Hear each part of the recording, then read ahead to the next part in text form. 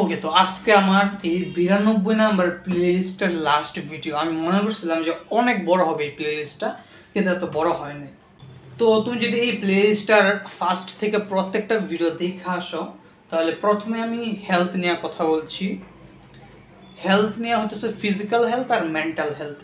Physical health নিয়ে আমি কথা বলছি, ব্যায়াম করতে হবে তোমাকে, আর ব্যায়াম করলে অটোমেটিক খাবার হবে, তোমার ঘুম সুন্দর হবে।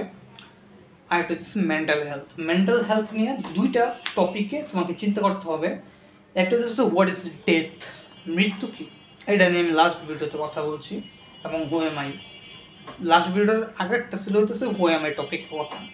এই দুইটা টপিক নিয়ে যখন তুমি খুবই সুন্দর করে জানতে পারবা, তখন তুমি মেন্টালি রিল্যাক্স হতে পারবা। আর ওসিডি টপিকটা নিয়ে জানো, যদি তোমার এই প্রবলেমটা থাকে তুমি ডাক্তারের সাথে যোগাযোগ করতে পারো। তো মেন্টাল হেলথ আর ফিজিক্যাল হেলথ হয়েছে, ওকে। তারপর রিলেশনশিপ। আর রিলেশনশিপের মেইন বিষয়টা হচ্ছে তোমাকে 4 থেকে 5 জন সিলেক্ট করতে হবে, যাদেরকে তুমি জীবনের আরও 10-12 বছর পরেও দেখো তোমার সাথে। তাদের সাথে প্রতিদিন রাতে কথা বলবা। প্রতিদিন বলতে বোঝাইতেছে মনে করো সপ্তাহে একদিন, এটাও প্রতিদিন, রেগুলার, মাসে একদিন, এটাও হতে পারে। কারণ অনেক সময় প্রতিদিন রাতে কথা বলা সম্ভব হয় না, একদম 7 দিন। কিছুদিন পর পর তাদের সাথে কথা বলবা, তাদের টাচে থাকবা। এটি হচ্ছে কথা, যাদেরকে তুমি খুবই আপন মনে করো, যার মধ্যে তোমার ভাই বোন, বাবা মা, বুঝতে পারতেছ। তাহলে তোমার রিলেশনশিপটা সুন্দর হবে। আর রিলেশনশিপ সুন্দর থাকলে তুমি খুশি থাকবা, হ্যাপি থাকবা, এটা একটা কথা। আর আজকে আমি ওয়েলথ নিয়ে কিছু কথা বলবো।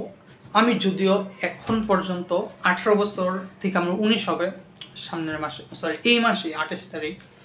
তো ওয়েলথ নিয়ে যদি কথা বলতে চাই, একদম সিম্পল ভাষায় বলবো, তোমাকে একটা স্কিল অর্জন করতে হবে, যে স্কিলটা দ্বারা তুমি মানুষের একটা প্রবলেম সলভ করবা এবং ওই মানুষটা খুশি হয়ে তোমাকে টাকা দিবে।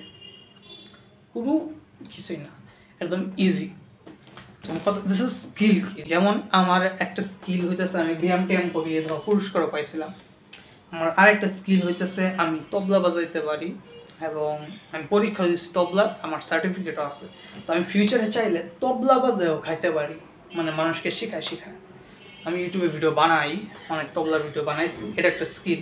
এখন নেক্সট আমি 5 বছর পড়াশোনা করবো ফিজিওথেরাপি টপিকে, একটা লাইসেন্স পাবো।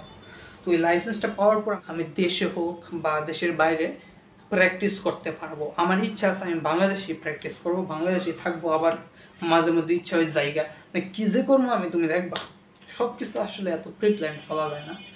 তো এখানে একটা লাইসেন্স পাবো, আমাকে এটা পাওয়ার জন্য অনেক কষ্ট করতে হবে আগামী 5 বছর, এবং আমি রেডি আছি কষ্ট করার জন্য। কারণ এখন আর ফিজিক্স আর গণিত নাই, ফিজিক্স আর গণিত পেইন লাগতো আমার, এই আর কি।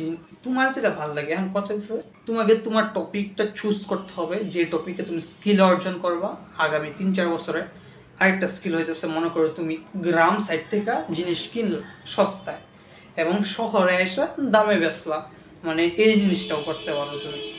বিভিন্ন কিছু করা যায়, তোমাকে মাথা খোলা রাখতে হবে এবং একটা মানুষের একটা প্রবলেম সলভ করার যোগ্য হতে হবে, ক্যাপেবল হতে হবে, তাইলেই তুমি তোমার ওয়েলথ অর্জন করতে পারবা। আমি যদি এখনও কোনো ওয়েলথ অর্জন করি নাই, কিন্তু আমি ওয়েলথ অর্জন করার জন্য বিভিন্ন কাজ করতেছি, যার মধ্যে একটা হইতেছে ইউটিউবে ভিডিও আপলোড করা।